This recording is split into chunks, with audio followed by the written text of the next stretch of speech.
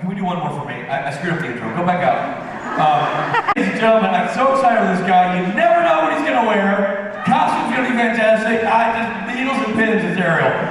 Ladies and gentlemen, to the stage, dressed as Lord knows what, Osric Chau!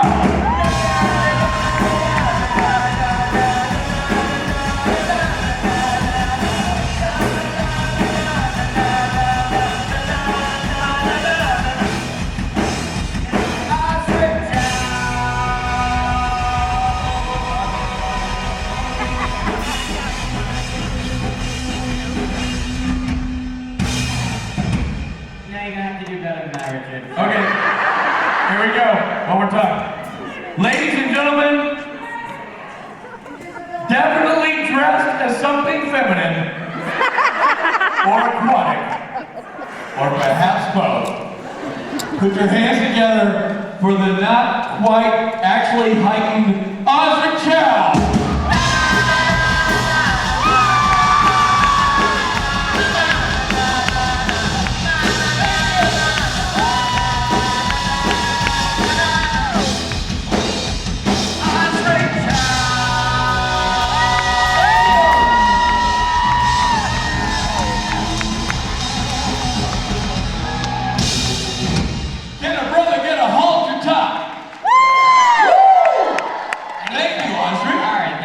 It's nice to see you, but it was funny. Hold on, Norton, before you leave. We were backstage, and I literally just overheard Norton go to Al. Like, so when did you quit trying? Like, wow, tough road. When did you give up? When did happened probably I think grade. Oh, stop! He's kidding, ladies and gentlemen. You know him, you love him, Osric Chau.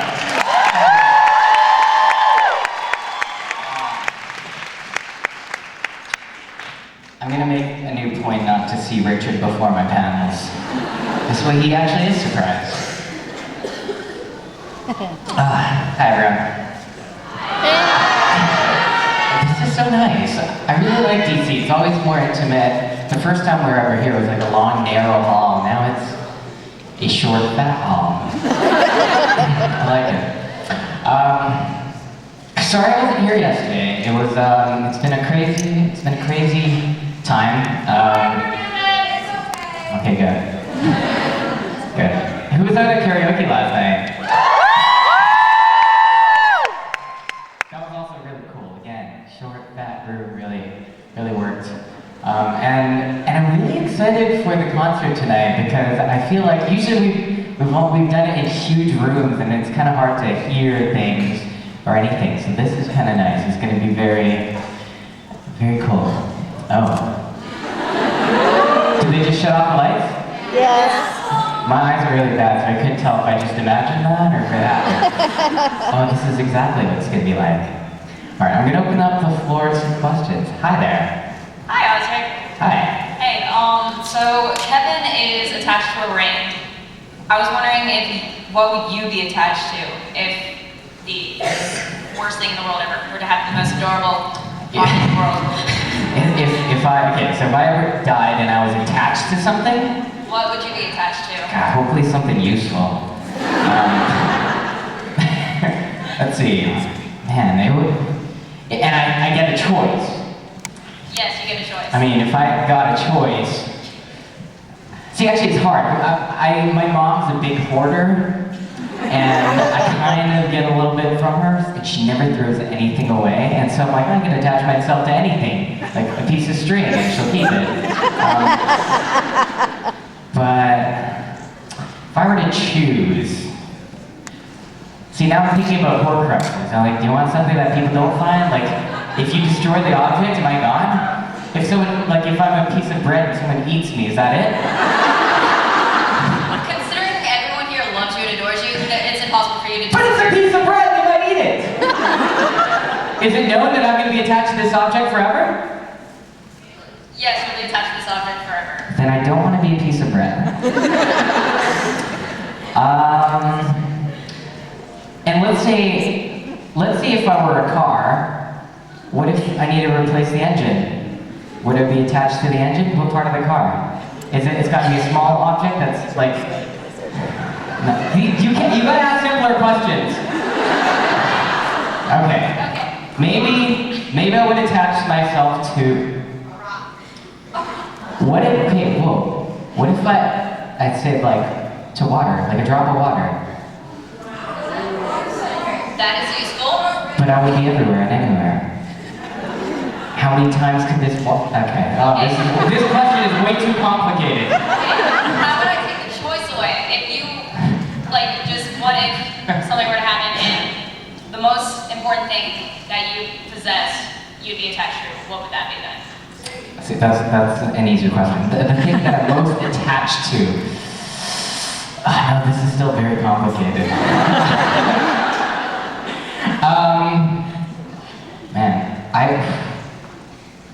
That's good. You know, maybe wouldn't I like attach myself to a person because at least they have survival skills? Like if I attach myself to this water bottle, like I don't know how long it's gonna last. What? See, I always say if my house is burning down, what would I grab? It would be my laptop. Oh no, well it would probably be one of the cats. And then my laptop. And how do you choose which one? No, I would just open the windows and I know the cats are at, well, except for Ginger. Ginger's a little bit out of shape. I would carry Ginger out, but I'd also grab my laptop. So right now I'm kind of either getting you the ginger or a laptop. Yeah, that's tough. I'd leave 2 doors open on my way out grabbing my laptop. There. Ginger can get out. Just make sure you got a picture of Ginger on the laptop and you're good. Oh, there you go. Aww. See, the other cats can jump up the windows. Not Ginger. And the dogs are fine. Roommate's got the dogs. Ginger hangs out with me, so yeah, I would have to save Ginger. I'd feel too bad. Yeah, laptop. I should just do that backup thing. It's so bad. You know, all this technology and I'm supposed to back up everything on drives and the clouds and stuff, and they don't do any of it. It's like I walk around with no insurance on my laptop. I'll do that, and then I can save Ginger. I'm so lazy. I'll just open the door. Okay, easier questions next time, but thank you. I'll keep that in mind for next time. Ginger, I'll apologize to her later. Hi. Great, thank you. So thanks again for last night and taking the inane amount of selfies with me and some other people on stage. That was fun. But given your amazing and very hyped up current costume, I was wondering. Wait, my current costume? Yes, the musical one. Richard. The one that was really hyped up by Richard. Okay. Alright, yes, what about it? Yeah, so given that, I'm sorry. I was wondering if you had ever cosplayed in the Supernatural fandom before your tenure on the show, and once you were on the show and you were cosplaying as Supernatural characters. Yeah, I did. reactions to that? I mean, for me it started off with Halloween, getting like more elaborate with Halloween costumes. And then Seattle Comic Con, Emerald City Comic Con, that was the first con I ever went to on a regular basis. So, but this was like over a decade ago. And I remember going, and the first time I ever went because my friend wanted to go and buy this, they're called mini mites, like these little figurines that kind of had movable arms, and that was like super cool back then for some reason. And so we drove all the way to Seattle to go, and it was like 1,000 people, and it was like in this giant stadium, but everything happened in the middle, and so it was like really empty and bare, and then there was like 2 people in costumes, and it was kind of weird. And now Emerald City is like 70,000 plus people, so it's come such a long way, but I used to, yes, Emerald City was the first one. that I went to, and probably by my third, fourth time, you know, I did like really simple costumes, but it wasn't until San Diego Comic-Con that I really went for it. And one of the first costumes I had prepared for San Diego Comic-Con was Princess Bubblegum, and this was also my first year doing Supernatural conventions. And that year I couldn't make San Diego, and so instead I just wore it to the next convention I was going to go to, and that was Dallas Supernatural convention. And it didn't, because it was my third convention ever, and as a guest, and it didn't occur to me that there was I don't know, two sides. I'm like, oh yeah, people that watch Supernatural know about Adventure Time. That makes perfect sense. And that was another instance where Richard saw me before he stepped onto the stage. And yeah, that was a weird moment.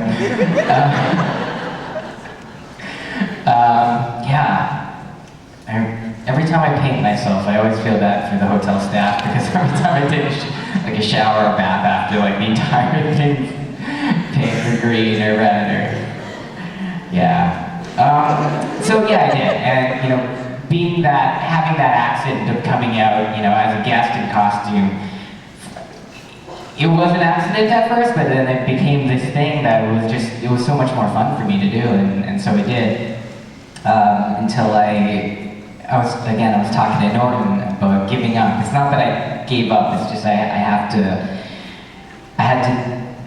you know, you only have so many hours in a day, and my agents kind of sat me down a couple times last year and told me that I needed to take less time for costumes, and so I mean, they made a lot of sense. So it's been a very productive year so far. I've never tried so hard for auditions and stuff, which has been great, and like developing scripts and stuff, and like thinking back, I'm like, okay, if I did a costume every single con this year, I wouldn't even be halfway to where I am now with all the things that I'm developing. So I'm like, okay, they know what they're doing. They've been at it for a couple decades. I guess I should listen to them. So yeah, but yes, it's been fun, and I will do a few down the road. I just don't know when and where. Thanks. Oh. I mean, I have a couple in my room already. I was thinking of I just can't put that much thought into it, but I have them. They're ready. They fit very, very nicely. One I wore yesterday. I was going to bring it here, but it was too revealing, so I have to find other pieces to... Anyways. I know, too revealing. The slit was just in the wrong spot.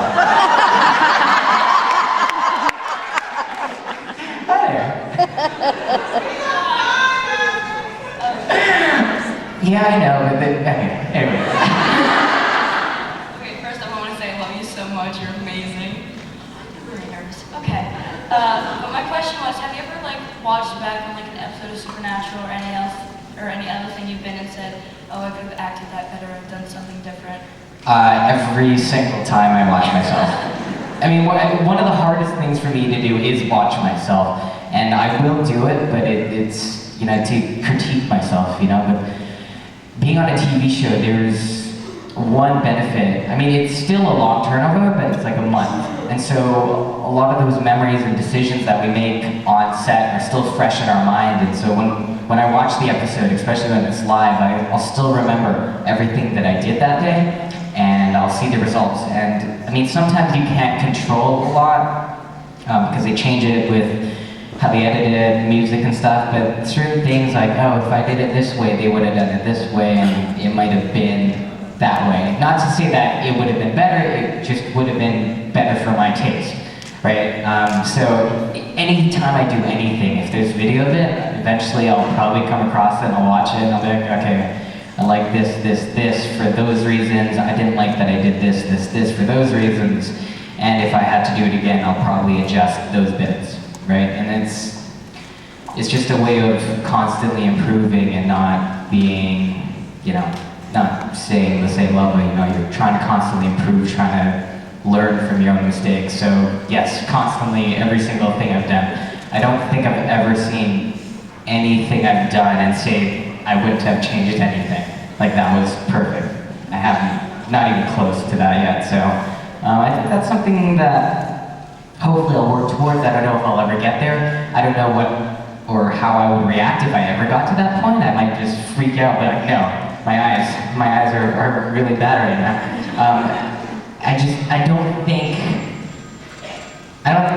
you know, perfection is something that you can achieve, really. You know, the closer you get, the more you see the nuances of how far you are. So that's been a challenge, but it's exciting to go along the process and to look back and see how far you've gone, even if you don't know where that finish line is. So, yes, I do, constantly, and I hate it, but I do it. Thank you. You're welcome. Hi, Osric. Hi. My question is, if you were stranded on a deserted island, would you rather be stuck with Jared, Jensen, and Misha? I'm pretty sure I've answered this question a few times. I should totally change up my answer every time. No, if I was stuck on a deserted island, I mean, this is like naming your favorite anything, you know, everything has its greatest advantages. Let's say, Jared, deserted island, how big is it, what's on it?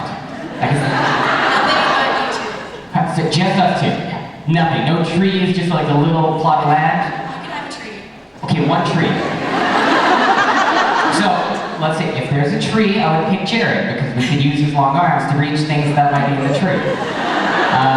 But if it was like a really small island, I would probably take like Misha because he doesn't take up as much space.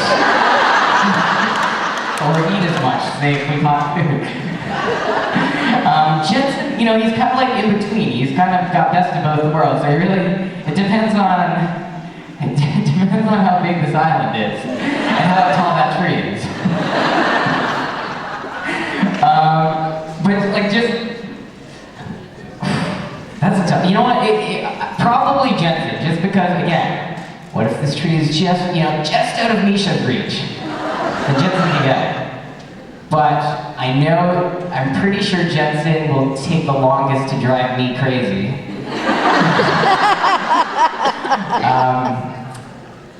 Yeah, I think that's pretty important too. Though if I had to eat one of them.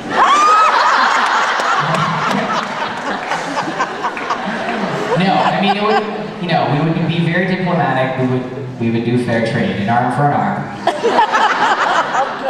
Or would you start with a leg? Sure enough, but you need the opposable thumbs, they're so useful. Oh, one hand? No, you want the hand. So you'd probably start with like the back. Anyway, we should eat each other. But then Jared's got like a fisherman's hand. You know, you can like claw the fish. I don't know, that's easier questions, people. These philosophical debates are really tough on my brain right now. Man. I feel like I want to merge them together now. Jared has a lot of like physical, he's got the height, he's got these huge hands, but he eats a lot. So Misha's appetite, Jensen's thinking, and not gonna play pranks on you even if you're about to die. Yeah. I'll stick with Jensen. I'll stick with Jensen.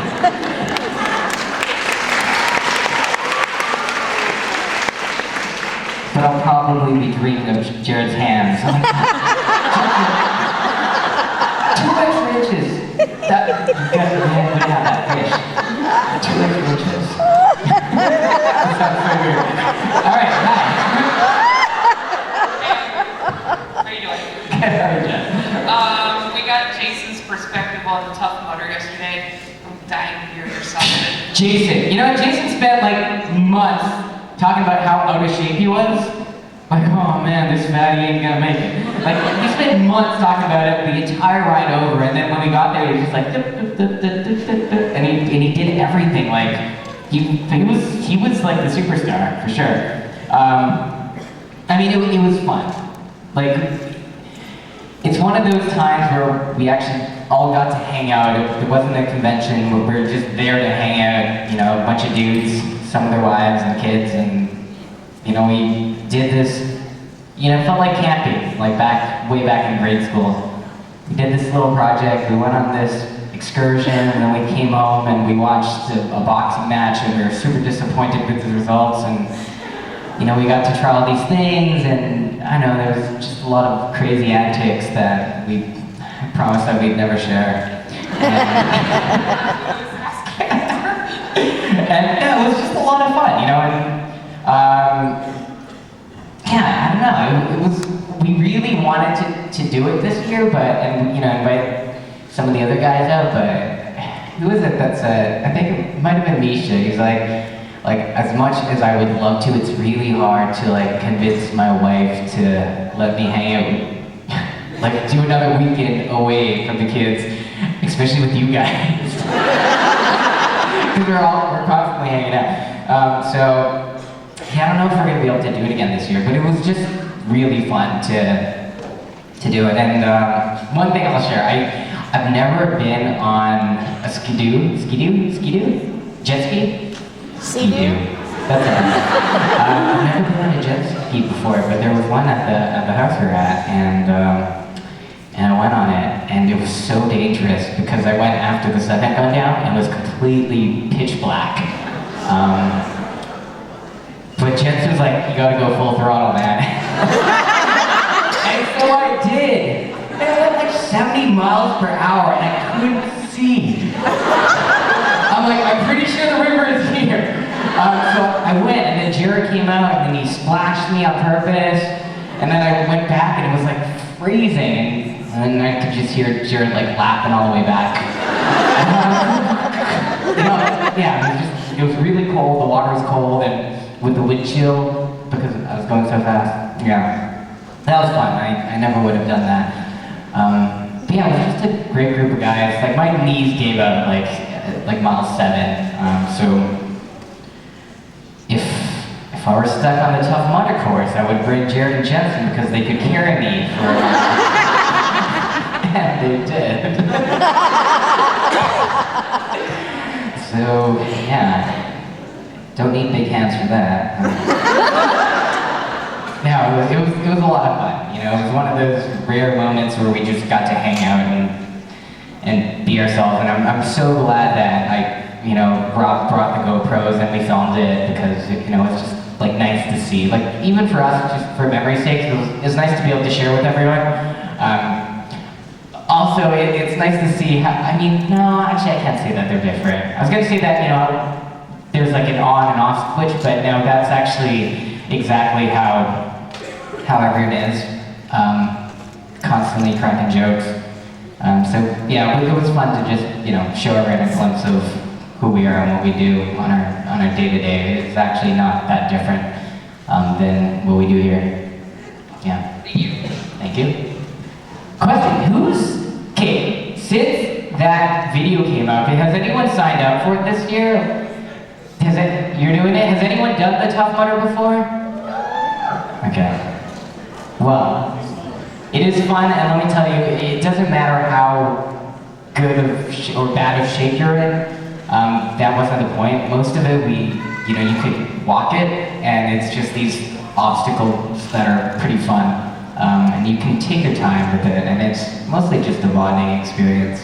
I think the worst obstacle for me was the ice bath one. We kind of have to go down the slide and you go into this tub of ice water. But because it's near the end, like all of your muscles kind of cramps up at the same time. And so you have to get out of it as fast as you can or you just end up being stuck in ice water. And then they'll yank you out. But I think that was the worst one. But apart from that, you can like avoid the electric shock therapy at the end and then you're good to go. It was really fun. Highly recommend. And there are a ton of them. It's not just the Tough Mudder. There's like a ton of these obstacle courses. It's just nice to, you know, challenge yourself physically, mentally, and just find a group to bond with because it's a nice ordeal to go through. That's a lesson that I learned in Harry Potter. You fight these monsters and then you become best friends. Okay, anyways. What about your secrets? Hi, I was embarrassing moment on set. On any set? On Supernatural. I feel like I mean, everyone avoids embarrassing moments like at all costs. Knowing Supernatural, I don't know if I had like a very embarrassing one, because I've been pretty terrified of them happening, especially because I know there are certain individuals who will take advantage of any weaknesses that they smell. Let's see. No, you know, I think I've been very fortunate in that this is one of the jobs where I come prepared, and I don't, you know, I don't show up for the blooper reel. You know, there's a lot of guys, you know, they'll kind of take chances and they'll have fun with it. It's great. You know, when you're number 1 and 2 on the call sheet, you can do that. But like for me coming in, it's like I'm like, oh my god, I don't feel like dying yet. And so I never had that mentality that I could slack off or even join in on the fun, because there's always that looming thing. It's like they could kill you next episode if you completely mess up. And so I never did that. And they kill you anyway. But all I'm saying is you don't want to give them a reason. You don't want it to be your fault. I'm like, okay, that's on you. They killed me, it was their choice. It wasn't they killed me because of something I did. So no, I think I've been pretty fortunate. I mean, my mom visited set a couple times, and that's always embarrassing. But apart from that, it's pretty fun. It's just because she asked a lot of these questions. I'm like, Mom, I'll explain it to you later, you know? Because she has no idea. I mean, she doesn't really know the show. She doesn't know anything about the filmmaking process. You know, she asks questions like, you know, so, like she doesn't, I don't know, like the whole thing about being an actor, like, so you say you're a real demon, like stuff like that. I don't know. Anyways, my mom can be a little embarrassing. Like her heart's in a good place though, so it's all good. No, I haven't had any embarrassing moments that are completely seared in my memory and scarred me for life, so. Thankfully, no. Hi. Hi. I was wondering what it was like playing Sam on the Hollywood parody. Okay, sorry, I totally heard that wrong. Playing with Sam. Playing Sam.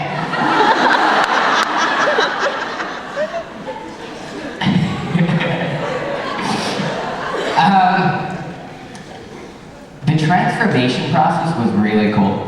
And we ended up being really short on time during the actual filming, so we didn't go through the whole thing, but it started off with just a long brown wig, and I put it on, we went to a hair salon, and we got it styled like, you know, a normal hairstyling. And by the end of the process, it felt like my hair, you know, like they glued it to my head. And, you know, we got it like shampooed and everything, and I said, let's see, and they're doing it, and they're just like cutting it. And it was just like another trip to the salon, probably.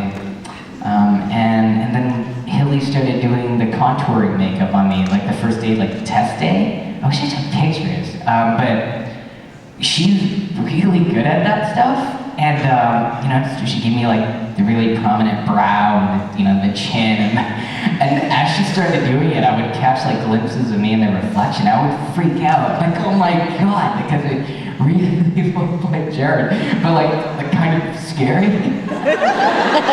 Like it's me, but it's also Jared.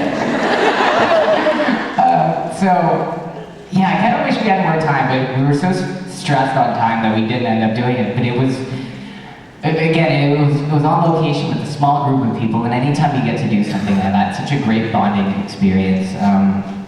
So it was me and the girls, Eric, who owns the car baby, and our camera person and an assistant, and yeah, it was a really small group of people, and we were just like running around town shooting on random spots, and there's something about guerrilla filmmaking. It's like, I mean, most of this stuff we got permission and stuff, but half of it was so legal. And that's the exciting stuff, you know? It's like, you know, you're breaking the law. It's like stealing a candy bar. It's like, oh, I don't really need this, but a little bit of a thrill. Don't steal candies. Don't steal them, gentlemen. But I was just saying, there was a thrill to it that, we could get caught at any time, even though we're literally out in the middle of nowhere. There's like one car that passes every hour. So, I mean, we were, but what if that one car was a cop? Actually, one time it was a cop and he just waved. But we knew that we didn't have a permit, and that was scary enough. So it was fine. It was really fun. And yeah, they're a great group to work with, and the girls are awesome, and it's really cool to see them kind of do most of it themselves and just how detailed they were with everything. And I just finished Sherlock, like not last night, but the night before, and it's so good. And I watched it because I know they're doing the Sherlock parody next, and she sent me this picture of her as Benedict Cumberbatch. It's so good! Again, so creepy. I'm like, you look like you, but you look like Sherlock. Yeah, it's really good. I don't know if she released anything, but it freaked me out thoroughly. Yeah, I really want to learn contouring now. So much you can do. Contouring. New skill set to put on my list. Contouring. Do you do that? Do you know anything about contouring? Okay, anyways, if you know anything about contouring, tell me about it. Do you use foundation? Okay, we'll talk about it. So much you can do with contouring. Never realized that magic. Thank you. Jeremy Renner contours? He contours himself?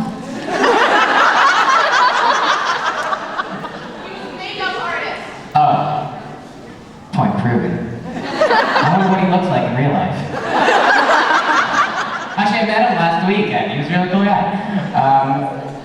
I didn't notice. He's really good. Hi. As we all know, you cosplay as a lot of things and people and such. My question is, what is one thing that you would never ever cosplay as, no matter what you were offered? I don't know if there's anything on that list. Do you have something that you would never ever cosplay as? I have no clue. I mean... Like, no matter what you were offered, you would never go out in public dressed as that. You mean if the offer is free? I don't know if there is anything that I wouldn't do. I mean, if I like the character, if I like the character enough, even if it was like a version of the character that's just like, oh my god, that's so weird. If I like the character and I have a creative way in which I would want to do it for myself, I would totally do that. I don't know if there's, I mean, sure, if someone's just like, hey, put on this costume, and I didn't like it, or I thought it was super offensive, then I wouldn't do it, but I don't know what that would be like. Something like the Stay Puft Marshmallow Man, or something along those lines. The Stay Puft Marshmallow Man? Oh, the Michelin Man.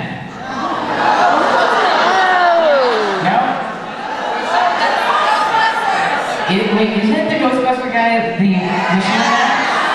Yeah? I gotta look at the Michelin Man now. Oh, right, but they look really similar. Oh, no, that would be a great costume. Why would I want to do that? The Michelin Man might be better. Next convention. Sorry? Next convention, DC Con. But he's got a hat, you're right. Is that State Puff? I've never heard of that. I've never watched that movie. Okay, alright, well, we can do a whole convention about the movies I haven't seen. There's so many of them. Are you sure it wasn't Michelin Man? Yes! I've been saying it wrong my whole life. I just saw a white guy in creases. Okay. No, I'll totally do that kind of costume. Yeah, I don't know if there is a costume that I wouldn't do. Lady Gaga. Star Wars. No, I might like Yeah, no, I would pretty much do every costume, every good costume. You know, I never want to, you never want to do a bad costume. But then what is bad? I never want to do a costume that is just thrown together. You know, I don't like to half-ass things. You never want to half-ass two things. You want to whole-ass one thing. So, you always, if you can do something, you do it properly. Whatever it is, as long as you commit to it, I think it's fine.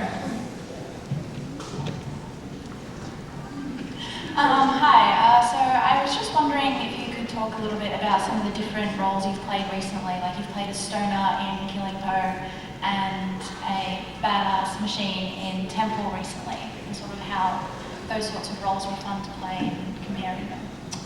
Anytime you get to play a different role, it's exciting. For playing a stoner, I'm pretty straight edged in that I've never drank, never smoked, never tried any paraphernalia or drugs or any type, even like Tylenol I don't like to take unless I absolutely have to, which has been 3 times in my life.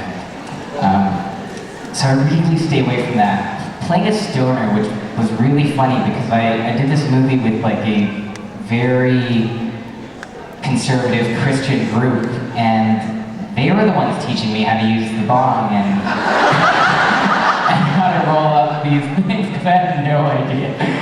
I'm like, aren't you a pastor? It's like, yes, but this was a different life. And it was really cool. It's just like, it is role playing at that point. I'm like, okay, then I would just watch a ton of stoner movies and I'll just kind of see, you try to imitate it first and then you kind of think of all the different thoughts that they might be having, and you kind of figure out, okay, why are they doing this thing while they're stoned, because they might be thinking of this, and then you talk to some of your friends who get stoned and they can kind of talk you through their thinking process, and that's all the stuff I should have done. But for me, I'm just like, okay, I'm just gonna be really sleepy and I'm gonna lay over here and you just tell me what you want to do because I'm a pretty lazy actor. Playing machine, it's, for the most part, I'll get like 80, 90% there and I'm fine with it. Like, unless it's like one of those roles that I just, I'm obsessed with and I just really want to throw myself into it. Most of the time I'm kind of lazy and I won't go all the way. And I'll just get there enough, and that's how much prep I'll do, and then on the day, the director will be like, okay, this is kind of what we're looking at, and then I'll do that. There's always more that you can do, and I learned way back, unless I'm the lead, if I'm the lead actor on something, I'm gonna go 110% every single day. But if you're like, I don't know, like maybe a supporting character or anything else, unless it's like one of those characters that you just really want to steal the show, and most of the time you don't want to steal the show because, you want the movie to be good. You don't want to take away from like the main storyline or anything. Most of the time, I'm like, as long as I fulfill my purpose, that's good enough. So I'm kind of lazy that way. I mean, I'm just justifying my laziness, really. The fighting thing, playing a robot, again, for me, that was just me fighting. And I came from a stunts martial arts background, and so that was very comfortable for me. And it's well within my normal range, so I didn't really have to stretch for that. The one project that I am trying to produce, so I've done a lot of shorts, like producing, acted in my own shorts, and right now I'm putting together my first feature, and it's a football movie. And I've never played football, like on any organized teams, just for fun, and I don't watch football, except for football movies. I absolutely love football movies, and so even reading the script where a lot of my friends, like, I have no idea what's going on because I don't understand football, I know enough that I understand it, and so this is something that I would dive into. I would play the lead role, and this is something that I would probably join in on a couple of teams' practices for a couple of months just to get into that culture of things, because it makes sense for the character to know.